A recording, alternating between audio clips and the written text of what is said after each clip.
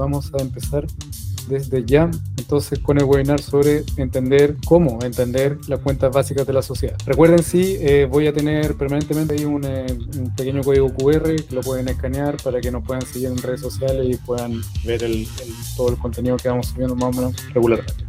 Entonces, sobre la pequeña presentación, la voy a hacer lo más breve posible. Dani Labor es nuestro personaje tipo y este es el cabeza de palo que trabaja sin parar y hace todo con su caja registradora. ¿Qué quiere decir esto? Que se ocupa de vender y eso está muy bien, no hay ningún problema. El asunto es que si lo único que ve es el monto que tiene en la cuenta corriente, entonces se está comiendo todas las dificultades del caso. Es decir, lo más probable es que por vender, esté usando su global complementario y está en el máximo por ciento y sobre las ventas, además de que va a estar probablemente comportándose como contribuyente final en el IVA, entonces todas sus ventas, todas sus compras, perdón, es el contribuyente final de IVA.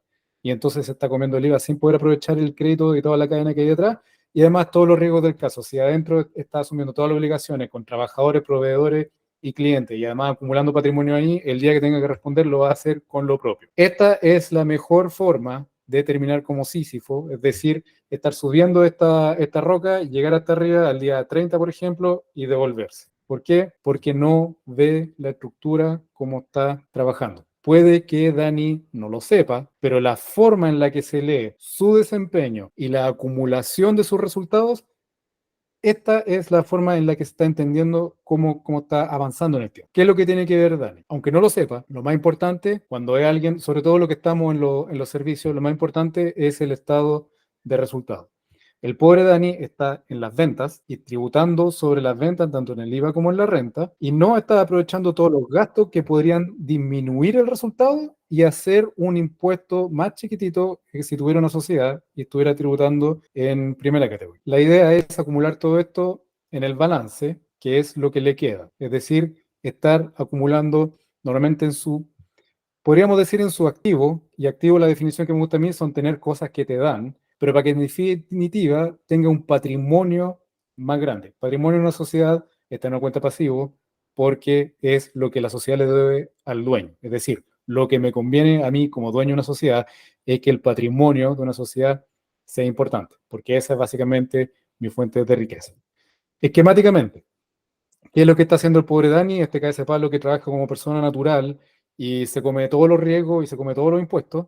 Lo que hace es que él se ocupa de vender, pese a que venda y necesita invertir para vender, se gasta la plata, pero no aprovecha nada de eso, ni crédito fiscal, ni gasto. Y del resultado que queda, con la plata que ya está molida en impuestos, tanto en IVA como en renta, tiene que probablemente está pagando un montón de pasivo. Es decir, la plata con la que está pagando los dividendos de su departamento, el auto y cuánta deuda tenga con el mundo. El Dani, el hombre de base que está trabajando en este esquema, está en una situación en que trabaja, luego con sus ventas, primero le paga y al fisco, y a sus empleados, y a sus trabajadores, y a sus proveedores, eventualmente responde a sus clientes y con lo que le queda al final, más encima tiene que estar pagando por todas cosas que está adquiriendo con deuda. ¿Cómo debería idealmente, en forma esquemática, trabajar Dani? Esto se logra con una sociedad comercial. Las ventas primero deberían, antes de impactar el resultado, servir como gasto. Entonces, los costos directos y digamos, primero están los costos directos, los gastos generales, después pagarle a la gente que trabaja y la plata que queda, que es la que llega por fin en el escritorio de Dani, esa plata es la que tiene para invertir en el negocio. Y normalmente debería estar ese monto invirtiéndolo en generar activos para la sociedad. Si se fijan, los activos rápidamente deberían ser bienes que dan. Es decir, que de las cosas que adquiere Dani al interior de su patrimonio son cosas que a su turno deberían estar generando ingresos. En estas condiciones, normalmente el pasivo, que son las deudas que se tienen con el tercero, típicamente un banco, debería estar apalancando, es decir, hacer posible, junto con la plata fresca de la sociedad, la adquisición de más activos. Es decir, yo con mi plata fresca voy a decir que mi negocio va a ser adquirir inmuebles. Puedo pagar un pie con lo que me queda después de las ventas y sacarle los gastos esenciales. Y después voy a necesitar combinar eso con deuda. Y con los dos sumados puedo tener activos. Activos que a su turno van a generar ingresos porque probablemente ese bien lo voy a arrendar. En ese esquema lo que estoy haciendo es combinar y mi fuerza de trabajo y mi activo y combinarlo vía palanca con la deuda para que por fin acumule un patrimonio que genere ingresos antes de estar pagando todos los impuestos del caso. Si por sobre eso todavía estoy dejando que haya un resultado positivo en mi sociedad, pues estratégicamente puede serlo. La gracia es que el resultado, si se ven, el resultado ahora ya no se va a pagar cuánta cosa, sino que ahora se va a estar acumulando en una cuenta de patrimonio. Es decir, ahí voy a poder estar midiendo qué tanto me enriquezco por esta vida. Después, si Dani necesita meterse plata al bolsillo, bueno, esa es otra historia. Vamos a ver cómo se combina. Me pueden preguntar cómo se combina y la tributación de la sociedad y la tributación de las personas.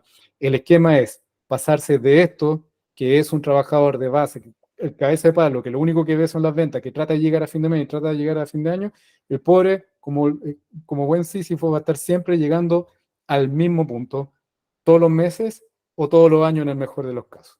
En cambio, alguien que sepa cómo generar riqueza, normalmente va a estar combinando deuda, optimización fiscal, adquisición de activos para por fin estar generando un resultado, y esto significa hacer que la sociedad, las finanzas de mi sociedad, le trabajen al dueño y no al revés. Recuerden siempre, esto es para que, esto no es para que les duela, pero es para que sepan cómo están, o para que sepan cuáles son las condiciones en las que nos ponen los impuestos.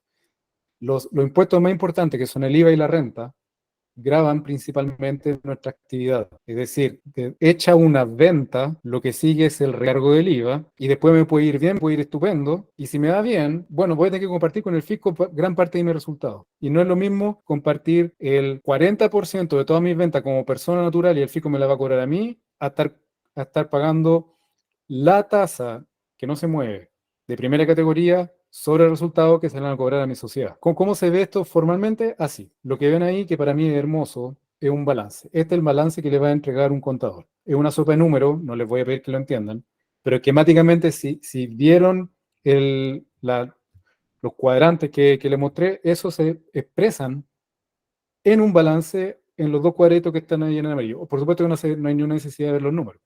El punto es que el balance, que es lo que les queda, está en el que se encuentra arriba a la izquierda. Ahí se encuentra lo que les queda, que es el activo y el pasivo. Que el activo y pasivo significa, pasivo es de dónde diablos viene la plata, o de dónde viene, y el activo es a dónde se encuentra utilizada. Por ejemplo, me endeudé con el banco por 1.000 y la plata se encuentra en la caja por 1.000. La plata viene de la deuda y se encuentra utilizada ahora en la caja. Eso es el balance. Y después ahí se dan cuenta de qué es lo que les queda.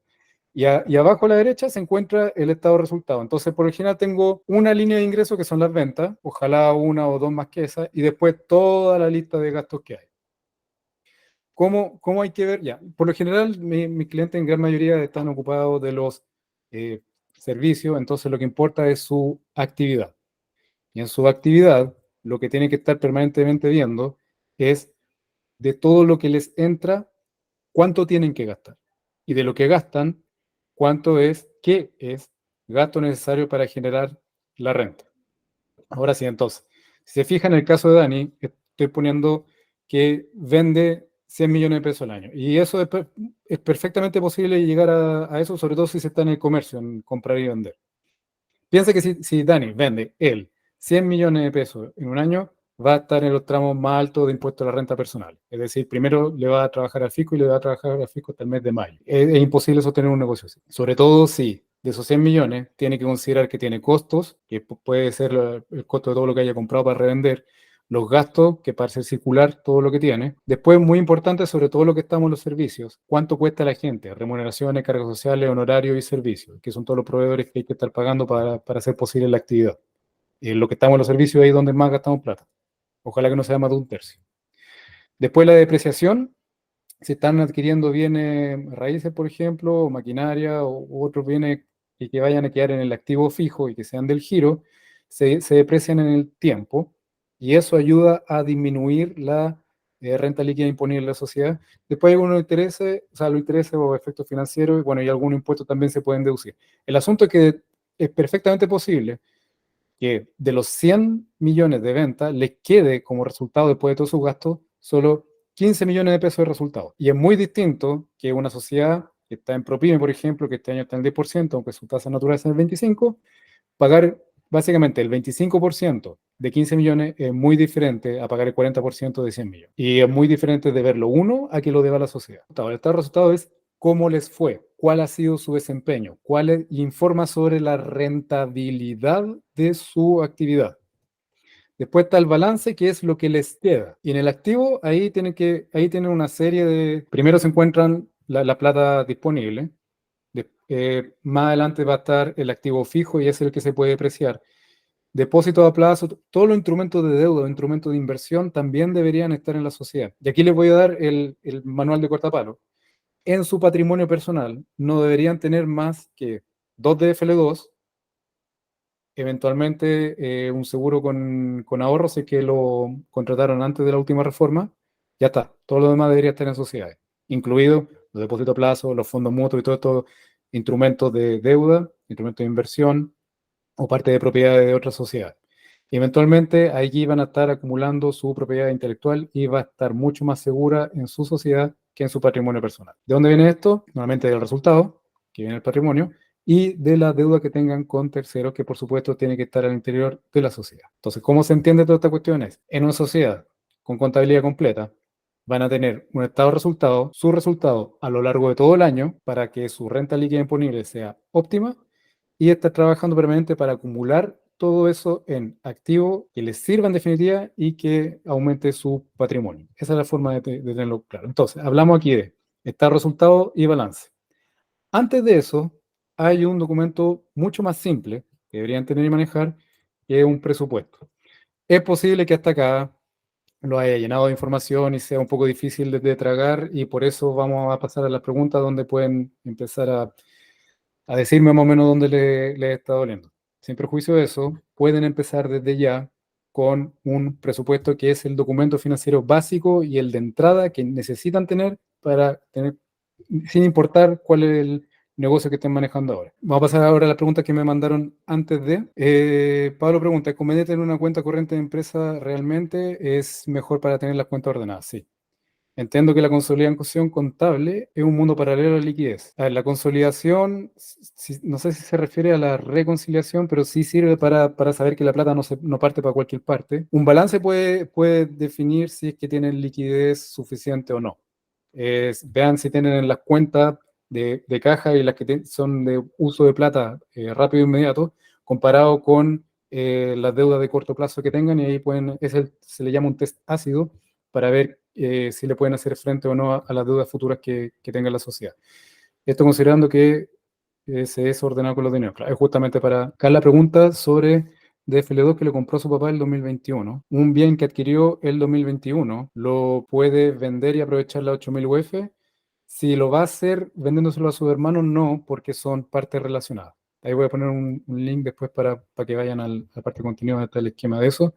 Y Juan pregunta que está trazando IVAs y va a repartir tesorería. Bien, pero debe prever situaciones futuras, por lo que quisiera saber si en este sentido me beneficiaría declararme en quiebra. No, no lo sé, pero no me hace sentido que haya que declararse en quiebra solamente porque hayan 2 IVAs pendientes.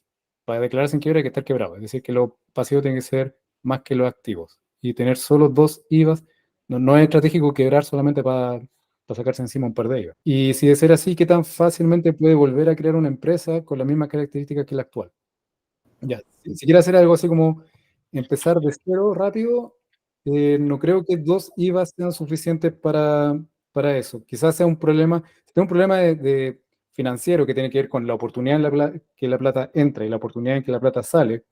Lo que tiene que hacer es tener una planilla este otro reporte, que es el flujo de caja, para saber cuándo voy a estar con menos plata de la que debiera para hacerle frente a mi obligación. Ahora sí, pueden levantar la mano y muchas gracias por su asistencia. A ver, Paula, sí, por favor. Sí, gracias, Polo, ¿cómo estás? Oye, yo soy un despelote con las cuentas, con las platas. Entonces, una recomendación sencilla. Para esto del orden de platas, de gastos, de rendición, estas planillas y cosas, ¿tú recomiendas tener alguna clase como de asistente? ¿Qué tipo de servicio? Porque sabes que ocupo un cuarto de mi jornada en facturar y en cuestiones así, y es lo menos rentable del mundo, porque yo debería estar trabajando en otra cosa. Entonces, ¿qué recomendación puedes dar ahí? Ya, para empezar, y es súper importante que esto nunca sea chino para ustedes, sobre todo si son el dueño de la empresa. O sea, no hagan algo así como abdicar sus cuentas a alguien más para que se ocupe por ustedes. No esperen que otro haga la magia por ustedes. Porque incluso si esa pobre persona trata de rendirles cuentas y ustedes son analfabetos en la materia, van a tener más problemas, porque se van a empezar a angustiar. Entonces, lo primero es tengan su cuenta en planilla de Excel. Partan por ahí. Las planillas de Excel son la base. Ahora, eso no es una contabilidad, los gringos le llaman un log, que es como decir qué es lo que tengo para atrás. Si hubiera que empezar por el principio, es definitivamente con un presupuesto. Y con el presupuesto es cuáles son sus ofertas de valor, qué es lo que piensan vender hacia el futuro, en un año. Después, cuáles son los gastos que tienen previstos tener. Y ahí van a saber primero si económicamente está bien, es decir, si les queda más plata de la que sale, y financieramente cuándo podrían estar en rojo y, por tanto, con anticipación saber qué pueden hacer para no tener problemas financieros en el camino. Después, si es por tener algún programa, hay un montón de soluciones en el mercado. Yo mismo uso una alternativa para tener mis propios números. Se llama QuickBooks. Es pagado, pero es pagable. No es caro. Pero es un software más bien contable. O sea, todos los software que yo he conocido al respecto, todas las soluciones de pago en el mercado, todas suponen algún conocimiento o manejo contable. Porque, digamos, esto viene del siglo XV con Luca Pacioli y desde ahí se volvió canónico.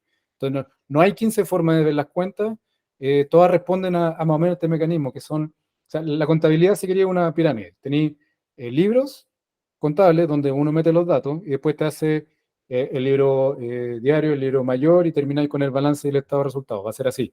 Entonces, si es por tener tus cuentas al día, lo que empezaría con un presupuesto, al medio en lo que refiere al balance y el estado de resultados, se lo encargo al contador, a Pablo y Jessica. Y si fuera así súper diligente, pedirle un balance parcial cada 3 meses, o sea, 3 al año. Con balances trimestrales, ahí sabes que no se te va mucho nada de control. Y tener, sí, para ti una planilla Excel, otra más que también le puedo compartir, que es de flujo de caja, que esa es una proyección así como a 2, 3 semanas plazo, o un poco más, como 6 semanas plazo, donde van a ver cuánta plata esperan que le entre pronto, cuánta plata esperan que salga, cosa que no vayan a tener dificultades extraordinarias. O sea, si queréis, ¿qué puedes hacer tú? Empezar con un presupuesto, seguir con familiarizarte con el flujo de caja y entre medio, balance y estado de resultados parciales cada 90 días es más que suficiente. Ok, gracias. Muy bien. Mauricio. Paul, tú mostrabas ahí que la gestión de activos, gastos, todo con un objetivo de disminuir la tributación, ¿no es cierto? Sí, ¿Qué pasa con las sociedades? Dentro de una sociedad, si creo otras sociedades que se prestan servicios entre ellas, ¿apunta a este mismo objetivo? Sí, puede servir perfectamente. Y también para efectos tributarios. O sea, no hay ningún problema con que entre sociedades se presten servicios si efectivamente lo están haciendo o se vendan productos. Entonces hay facturaciones de un lado a otro. Si son operaciones legítimas, entonces se van a facturar y la factura que vayan a hacer se van a usar íntegramente tanto desde el punto de vista de la renta como el IVA. Entonces, lo que va a ser crédito para uno va a ser débito para el otro en el IVA, lo que va a ser ingreso para uno va a ser gasto para el otro. Después, estratégicamente, sí, pues si hay una sociedad con utilidad y otra con pérdida, entonces hay interés en hacer que una atienda a la otra. Es normal, en la medida que efectivamente esté prestando servicio. De ahí también es una gran oportunidad, por ejemplo, las sociedades de transporte, que es la que más se usan, que gozan de un régimen especial, que es la renta presunta, que tributariamente es mucho más amable que la general de primera categoría. Si es que efectivamente tiene vehículo y está prestando servicio de transporte de carga ajena, entonces no hay ningún problema con crear una sociedad que específicamente se dedique a ese giro y le facture a tu grupo de sociedades que necesitan transportar cosas de aquí para allá. Y eso de la renta sí, es perfectamente una forma de hecho, el servicio lo mira en algunos casos como una forma de erosionar la renta líquida imponible, o sea, la base sobre la que se calculan los impuestos de una sociedad. A lo cual se responde de vuelta con que, primero, es un régimen que está en la ley, segundo, lo que importa es que efectivamente se estén prestando esos servicios. Es decir, si tú legítimamente estás desarrollando ese giro, entonces no hay ningún problema con que lo hagas. El asunto es que sea de verdad. Y después, bueno, obviamente hay que tener varias sociedades con varias cuentas, con distintos resultados, y ahí si eres bien ordenado con tu cuenta, vas a estar invirtiendo en distintos modos de producción de riqueza, que es lo que estás haciendo, y de paso teniendo ordenadas las cuentas para que la tributación sea la más óptima posible. A todo esto Ok, vas a pagar impuestos igual, así que no se trata de sí, ser claro. ordenado. Sí. Y la sociedad nueva que se crea, ¿en qué minuto toma relevancia? Por ejemplo, con los bancos. Porque hoy día ya existe una sociedad y esa sociedad es quien lleva toda la historia bancaria. Pero el objetivo es que esta nueva sociedad, que te permita también prestar servicios, disminuir gastos, pueda apalancarse también. ¿Qué pasa ahí? O sea, la pregunta es Crear como esta nueva que sociedad. a qué sociedad le va a creer el banco si se trata de pedirle plata. Básicamente sí. Que al banco lo único que le interesa en definitiva es que le devuelvan la plata que prestó. Eso es la seguridad de su crédito. Eso es todo lo que le importa al banco. Entonces va a querer un deudor solvente. Ahora, no puede calcular la solvencia de una sociedad si está recién creada y no tiene ni siquiera un balance. Se va a sentir mucho más cómodo con una sociedad que tiene 5 balances, o que tenga un montón de capital adentro, o que tenga un libro de venta importante, o que tenga codeudores a los que pueda acudir. Por lo general, las sociedades que empiezan más tempranas, primero tienen que discutir harto con el banco para que por fin le pasen el crédito al banco con las condiciones de banco, que son máximo 6 años plazo, historia. Y si es una sociedad recién hecha, bueno, probablemente te tengas que tú poner como codeudor de ese crédito para que por fin te suelten la plata. Ahora, es muy distinto que la plata le entre a la sociedad que te entre a ti, porque una vez que te entre a ti, para que la pueda usar en la sociedad, va a tener que intermediar un nuevo contrato, le va a tener que prestar la plata a la sociedad, porque la plata tiene que aparecer de alguna forma en estas cuentas formales. Entonces, es mucho más cómodo que pase directamente hacia la sociedad para que no tengas que sumar escalones y trámites para que legítimamente la sociedad pueda usar los fondos que están disponibles. Perfecto. Gracias.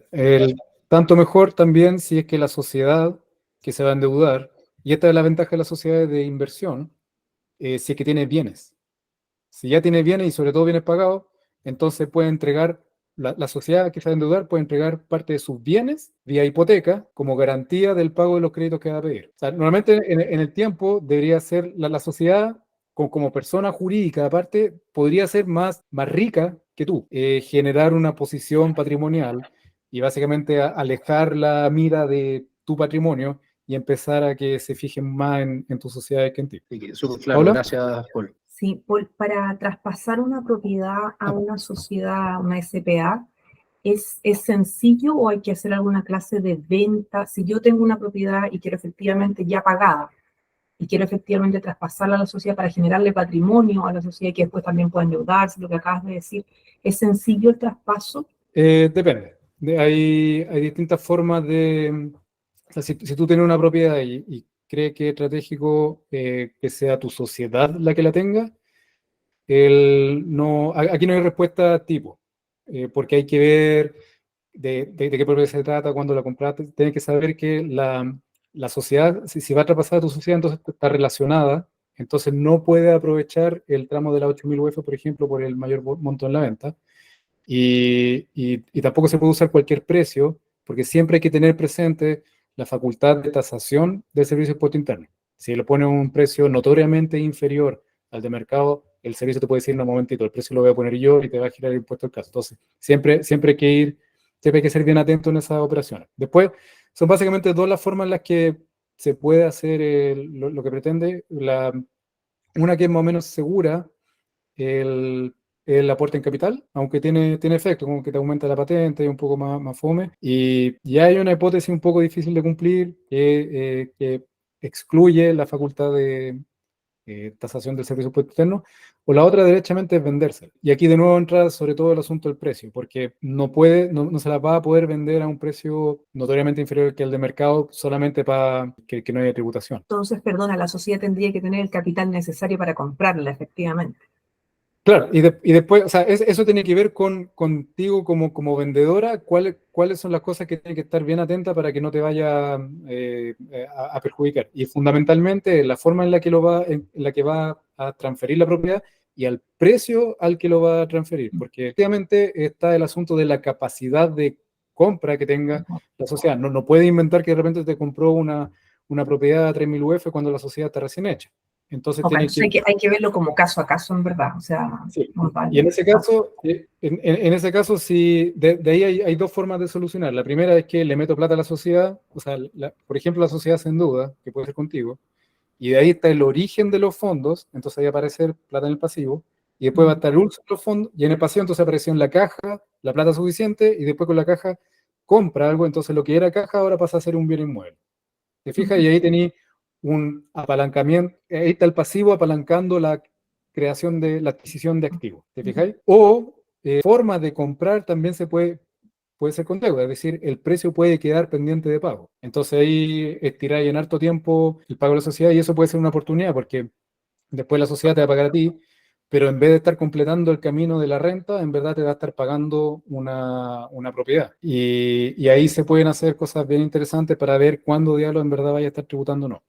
Entonces también está la forma en la que en el contrato, en que está acordando la forma de pago de la cláusula de precio. Todas estas son las variables que, ahora, de nuevo, no hay solución tipo, pero estas son las perillas que vamos a estar moviendo para que el contrato entre ti y tu sociedad, primero, no te haga bolsa a ti en términos tributarios, y que permita a la sociedad adquirir la propiedad pacíficamente y sin mayores consecuencias. Básicamente, cuando le vayamos a explicar al servicio de impuesto interno, si es que nos pregunta qué diálogo fue lo que hicimos, qué fue lo que hicimos y cómo se explica, bueno, ahí que esté toda la pauta hecha y clara para que en buen derecho le expliquemos cómo fue que llegamos de A a B.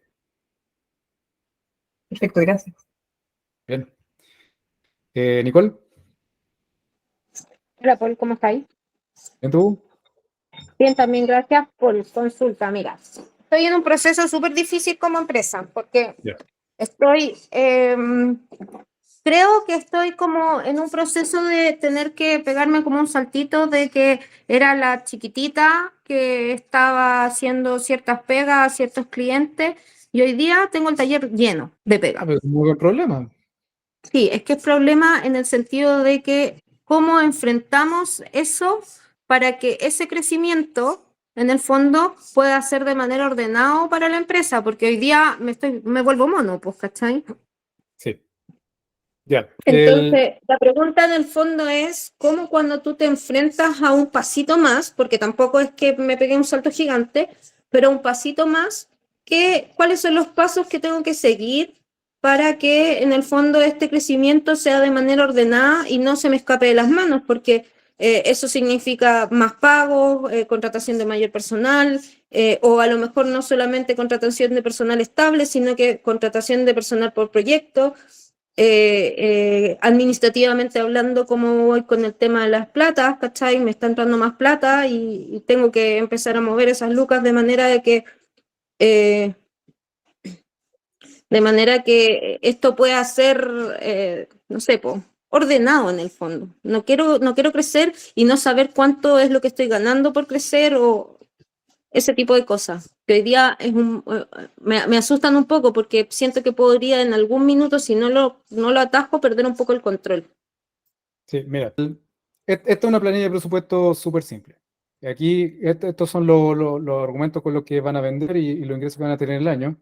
Y aquí son los costos que van a tener en el año y abajo se muestra el resultado. Vamos a decir, por ejemplo, vamos a ser bien fácil, está vendiendo eso y si pretendes crecer, y crecer significa vender más, venderle a más gente, vender más caro, pero es básicamente aumentar el volumen de venta normalmente por alcanzar una mayor parte del mercado. Vamos a subir que va a pasar de 1 a 3, porque es tan grande, porque tenéis todo lleno. Entonces, la proyección es que en adelante va a aumentar tanto más las ventas. El problema es que también va a sumar trabajadores. Y vamos a decir que hasta entonces se ha conservado estable. Y aquí la pregunta es cuánto más van a subir tus costos con la perspectiva de que aumenten tus ingresos. Y va a depender de cuánto sea. Entonces vamos a asumir que se va a multiplicar por 4. Y lo primero que nos dice la planilla de presupuesto es que está súper bien económica y financieramente si estos fueran los supuestos. Estoy diciendo más o menos cómo se juega con esta planilla de presupuesto, ¿eh? Si fuera así, todo ordenado y todo ideal, estás siempre ganando más de lo que gastas y aquí te están diciendo cuánto ganaste a fin de cuentas. Al fin de cuentas aquí, vendiste 20, gastaste 12, te quedaron 8. En este supuesto estás bien económicamente porque te entra más de lo que sale. Antes te entraban 500 netos y ahora te entran 1.000.000 neto, entonces tu resultado, el neto, aumentó por 2 y aquí no hay nada rojo porque, bueno, siempre te entró más plata de la que salió. Así que esto es lo más sano económica y financieramente. Ese es el supuesto en el que me estoy poniendo y ojalá que cuando tú hagas esta planilla, que es lo que es la tarea que tienes que hacer, se vea así de blanca y normal. Ahora, ¿qué pasa si además tuviste que primero ponerte a contratar gente y hacer gastos antes de que aparezcan las utilidades? Vamos a asumir que por un buen tiempo tuviste que asumir más gastos que los ingresos que tenías. Y ahí lo que te va a empezar a decir la planilla es que van a haber todos estos meses con problemas financieros porque va a haber más plata que sale que más plata que entra. Aquí recién volviste a ganar plata, pero que este año vaya a tener pérdida. Entonces tenéis que saber si tenéis un colchón para asumir eso.